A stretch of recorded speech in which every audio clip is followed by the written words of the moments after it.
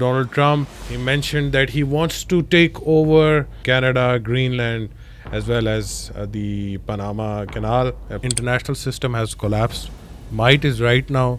Whosoever has power or influence, they can use that to occupy territories or ensure their own imperialistic designs. Not going to allow anybody else do imperialism. We are going to do it ourselves. A lot of Republican representatives as well as analysts are saying that since the Canadians are now resisting, we have to invade them. I think President Putin will be the most happiest man today. Yes, definitely. What comes into the mind of Donald Trump is maybe this place is North America, Central America, Mexico and Canada. If it's called North America, so why come everybody is not America?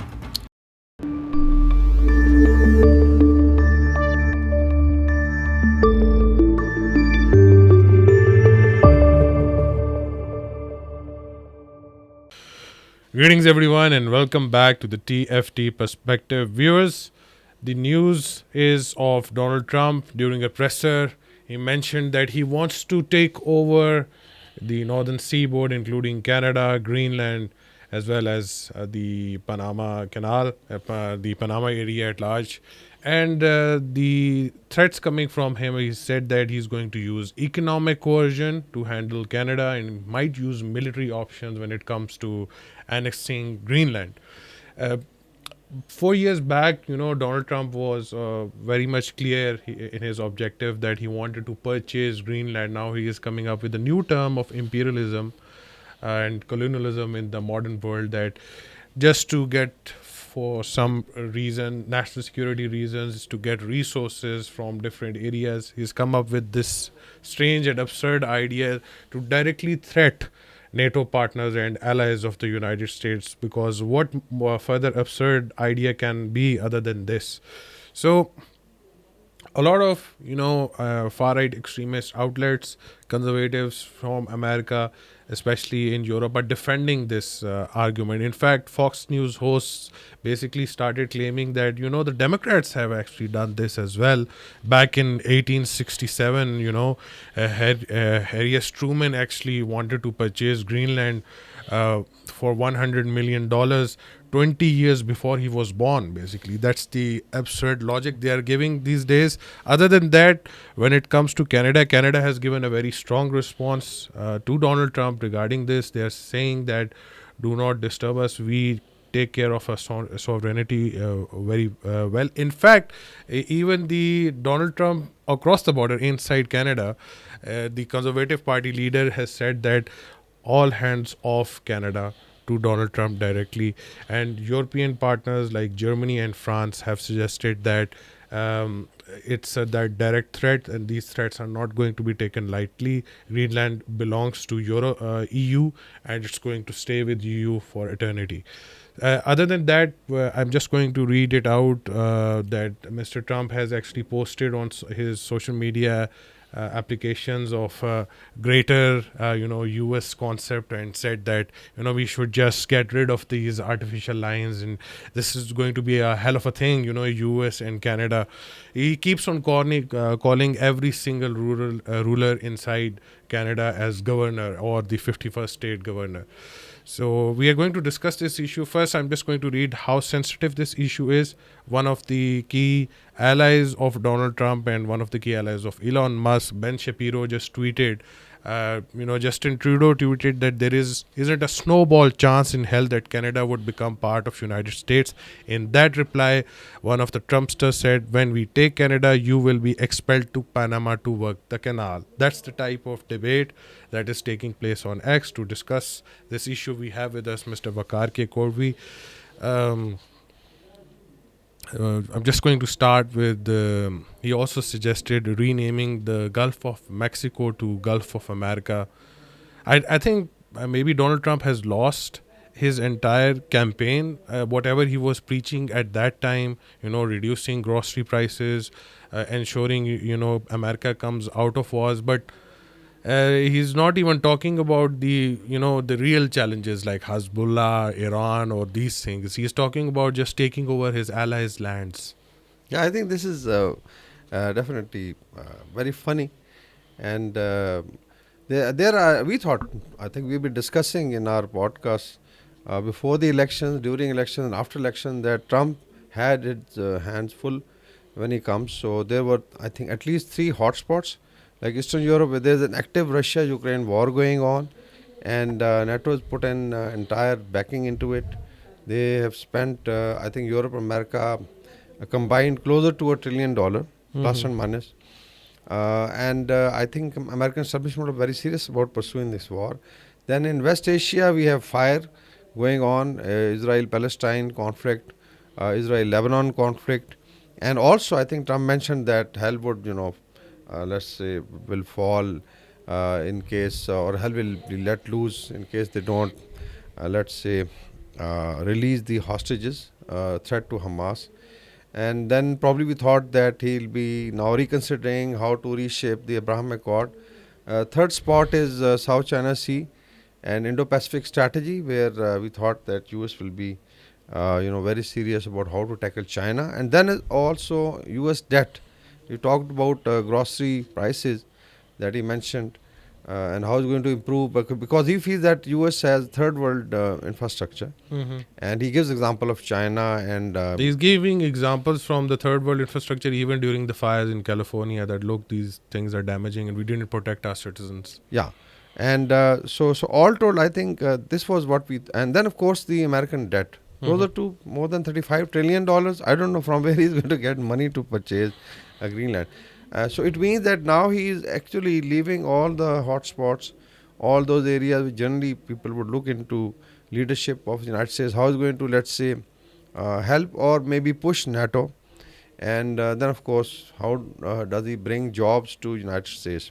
But I think he's now focusing on, let's say, North America, and then It's the Central new America. Monroe Doctrine. Yeah, the new Monroe We're Doctrine. not going to allow anybody else do imperialism. We're going to do it With ourselves. And I think he's been getting response from the Canadian MPs, including from the opposition, because recently we had seen Justin Trudeau resign, and there were two, I think countries or media of the countries which was, trying to basically be euphoric about it. One was United States. People were saying, the Trumpsters, that Trudeau was too afraid to confront Trump because ultimately it's going to be, integration of Canada into US. So probably he just got away with it and left it to his successors. And then there is an Indian camp who was saying that because Moody's pressure that he resigned. And so all told, I think this is quite absurd. But there could be, I think, number of reasons why the idea of Greenland. Canada, I still consider it's a non-serious, let's say, narrative. But on But Greenland, he kept on mentioning that I am going to use economic cohesion. He said that 300% tariffs for Canada, 200% tariff for Denmark. And he said that this, why do you need Greenland? now coming to, I think, response from Canada, they are also talking. I think some of their MPs that okay, one is of course Alaska is far away from U.S. and it's bordering Canada, so they'll integrate. They would like Alaska to become part of Canada, and then they are talking of almost the entire Western seaboard. Washington, Washington, Montana, then you have and California and Oregon. Oregon. And so it means that, and they said they are beautiful states, and they would love to have the healthcare and the social services provided by the Canadian government. And some are pointing out that he's, I think, also mentioning that such and such guy should be their prime minister or governor, and that's that it's not that you can't appoint them; it's elected by people, in Canada. So I think there is something I would say very absurd happening. Now coming to Greenland, I think there is some merit, you can say. What's the population of Greenland? Is almost 55,000, slightly more than Kalashakaku of Pakistan. And the area-wise, there's almost 2.1 or 2.2 million square kilometers. So slightly lesser than India and almost 2.5 times that of Pakistan. And if you have population of, let's say, 55,000 in total, so it means there are old people and some young people, and then you divide the services, who's going to look after the cities, who's going to manage the roads and airports. So it means that it's almost becoming untenable for Denmark. And Denmark's population is like what? It's again, I think, a couple of millions. So it means that there is a serious demographic problem, which is now surfacing, which was predicted by like Buchanan Mhm. mentioned in his book Death of the West. So these are some of the initial Western, I would say, nations or communities or countries which are now facing extinction actually. Mhm. Imagine if there are 55,000 people in a vast area, despite that it is. And we also saw Trump's son, uh, going there and. Donald Trump Jr. Yeah, he Yeah, was there. He said that people are 100% in favor of the United States. is it? Did he get a vote from there or did He he also hold a said there's so referendum? much resources over here. We can enjoy our holiday over here, and So maybe I think this is one reason. The other is I think there's some history to Greenland's connection with the United States. Greenland is definitely, let's say, extension of Denmark Mhm. because it was a colony. And at time I look at the maps in the north, like north of Canada, Greenland, and there's a couple of other islands. That how actually West has monopolized these areas with fewer population. They have huge claims. Australia, and now maybe they look at Antarctica also, despite not having the population to populate. So Greenland was also, as you mentioned, maybe there was some initial attempt 200 years back to purchase it. No, that's the absurd statement coming from Fox News that Okay, okay. apparently Harry S. Truman in 1867 wanted to purchase Greenland. Okay. So, but I think in World War II it was occupied by United States because Denmark was captured by Germany in how many days? I don't know. Within 6 hours, they Is it? lost Denmark. Yeah. And so the United States thought that probably the German would now eye for Greenland, so they occupied it. So it means, and it was I think for almost 4 years, from Mhm. 1941 till. The British occupied Iceland, I think, in 1941, and same applied with the US occupying Greenland. Greenland. And then they established a military base also. And there's also, I think I was reading somewhere that later on, US started, basically building silos for nuclear missiles. And Denmark didn't know it for 10 years. And probably later on they came to know. But there Mhm. were no deployments. So one is, I think, a demographic factor also. When President Trump says security, probably he feels that if US doesn't do it, maybe it could be other nations like Chinese or Russians. I don't know. But these I think nations and localities or let's say territories which are getting emptied because of demographic problem, and everybody has a demographic. Canada is also having. I don't know how do they populate their north other than there has a small belt. Let's say closer to U.S. border where there are major cities. Otherwise, again, so it's almost empty. And here we have a tussle going on between let's say Western powers. So this is I think neocolonialism, Mhm. and it is very very No, it's unfortunate. straight up colonialism. I wouldn't even call it new colonialism. Yeah, so Just, this is just this is an extension of grab the territory and ensure that by force you can apply pressure and use military as a tool for expanding the influence. I'm pretty sure Donald Trump wanted to safeguard the borders of United States, but it seems to he has forgotten about that completely. He says, let's not have borders at all." so this was also this is I think again being discussed some of the comedy shows in United States that on one side you were talking of securing the borders. Here you don't want any borders. So maybe they can do it with Mexico also. If Gulf of Mexico becomes Gulf of America, so why not remove the border with Mexico? Have the power, but there could be a trick. I think. I think it could be a very good option in case he gets Greenland. That then they allow the immigrants to come, and then they I push think the. this notion of the the continent at large. I think what comes into the mind of Donald Trump is maybe this place is North America. Central America. Mexico and Canada. If it's called North America, so why come everybody is not America? That's great. But then you should apply it, I think, across North America. Hmm. And it means that they should integrate. He is doing that. He has threatened Panama as well. Okay, now we come to Panama. Now, if you look at Panama Canal, again, this is, I think, was built in just earlier part of 20th century, 1904 or 5. It started. And as per Trump, these US spent like trillion. I don't know. How come $1 trillion was available with United States? I think total GDP was not that large. So maybe he's equating it with the current times, but there were a couple of $1 billion were definitely spent. And this was for one was ensuring Monroe Doctrine navigation from east to west coast, and so it means there is a country or a nation which allows you to facilitate your passage of ships and your commerce and trade and your national security. And today now you are saying that you would like to monopolize and actually. The reason he is giving that maybe the Russians and the Chinese are working there as engineers. That's why we have to occupy that place.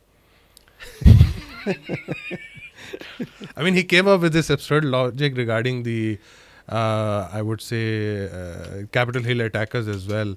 That there, were 24 FBI operatives. The media don't talk about that, as well as 6 Hezbollah members.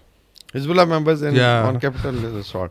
So I think maybe he's, I don't know, that he needs a mental checkup, or maybe he's doing it deliberately to draw attention and get some views on Twitter, or what is that social media application he runs? Is some truth or social truth? Social truth. Social truth. So all told, but I think now there is a response coming from Europe also. I mean, President Macron has suggested that we have to now look with ways which do not coincide with NATO strategies. Europe at large should have its own military. In that response, a lot of, I would say, Republicans came up with this strange theory that, US contributes almost, I would say, 65% of the overall NATO budget. And other than that, US has around $860 billion worth of military budget. So Europe doesn't even come close to that. And without US backing or support, you will be engulfed completely by the Russians. Yeah, why? I don't know. I think President Putin will be the most happiest man today. Yes, definitely. Because there was a hope that maybe Trump will be very serious in solving the Russia-Ukraine war.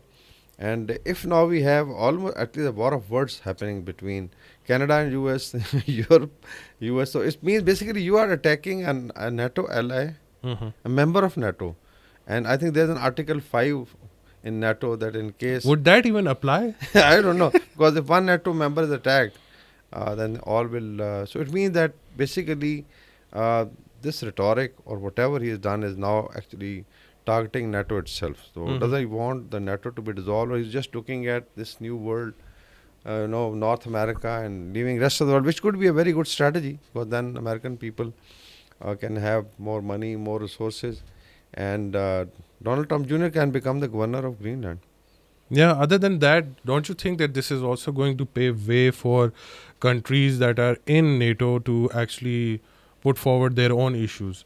We can come up with this strange theory that Turkey might occupy the Aegean Islands in Greece. And Turkey has a very genuine claim. If you look at the Treaty of Lausanne, or Luzon, in that these islands which were actually almost in the, I would say, territorial waters of Turkey were denied to Turkey. So it's almost blocked. If you look at, as you mentioned, the Aegean Islands, and everything was given to Greece. So this was basically, I think, then you come to Cyprus itself. So it could be Turkey, who has a better military power, would just occupy it and say, okay, now we are integrating it because I feel threatened. So, and then China goes and occupies Taiwan, and Russia continues, maybe occupies, let's say, Latvia, Lithuania and Estonia, the Baltic states. So we are into, I don't know which era. So we are now confirming what we ever discussed in the podcast, that the international system has collapsed. Might is right now.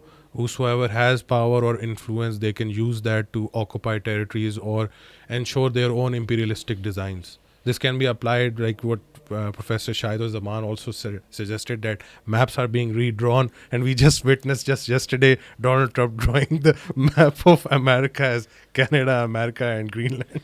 So I think this is, now it's becoming very, very serious. Some people are saying that he was testing water by throwing, an idea or a joke, and now he's seen the response. But just imagine, on 20th January, he'll be President of the United States. And in case this idea now permeates into the MAGA and it already has been done. They are supporting this entire thing, yeah. Okay. And what does, I think, U.S. military establishment do now? A lot of Republican representatives as well as analysts are saying that since the Canadians are now resisting, we have to invade them. Is it? Absurd logic. So I think this is you're right that this is now becoming free for all. So whosoever is the powerful, he can just go and probably we were basically viewing 2020 to 2024 to be period where the international system started collapsing. We've seen what Israel has done to Palestine, what let's say the Russia-Ukraine war again, how it's being let's say handled, and now if President Trump is vying to integrate the northern areas of North America, including Canada, Greenland, and maybe tomorrow he keeps on moving that okay, Scandinavia is also less populated, so let it be. And so you're looking at I think total collapse of international order. Let's see what happens after And don't you 20. think that this entire, issue, the rise of far right in, Europe as well as in America, we are witnessing what the AFD is doing. Maybe you would see a conservative leader in Canada in 2025. Surveys are suggesting in Canada that he might become that.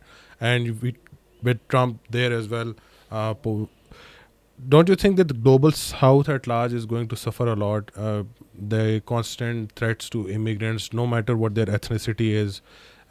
We know exactly what happened with the H-1B issue. The American white community is completely against it. That's what the MAGA campaign was suggesting. That suddenly Elon Musk shifted the narrative to the Pakistani community in UK with the grooming gangs. It went from Asian gangs to Pakistani gangs to Muslim gangs. Now the Indians are using this as an opportunity to bash Pakistan. Pakistan was using the opportunity of H-1B issue to bash Indians. But at the end of the day, we both are suffering. I think global south should realize, and maybe let the right wing in the I would say European and North American countries fight it out, because if it was believed that most of the right wing leaders, like you have in Hungary now, AFD coming in Germany, Italy is already with right wing. Let's say tomorrow, Front National or whatever they now call it, National Front in France of Marine Le Pen comes into power.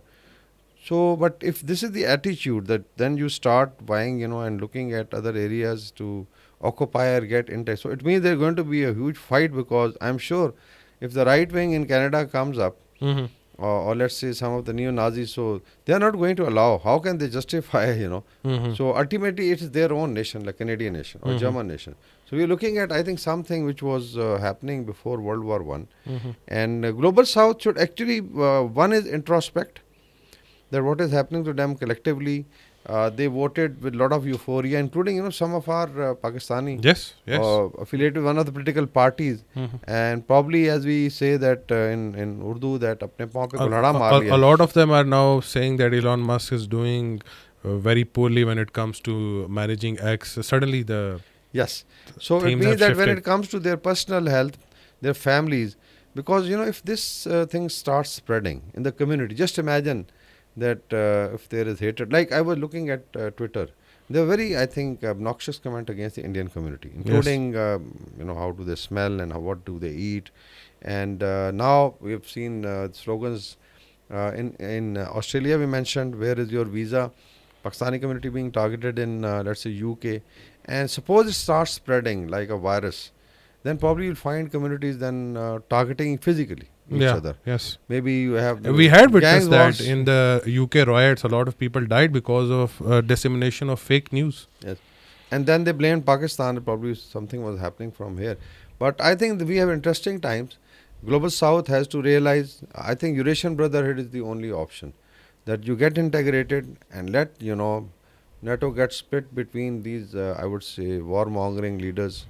And I don't know what happens to the larger West if that is the kind of thinking.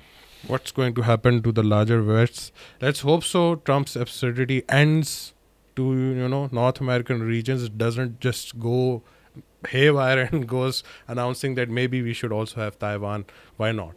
That's the imperialism route the Americans and the MAGA campaign wants in their region. That's it for today, folks. Please do leave a like and subscribe our channel. Thank you so much for watching us. Bye bye.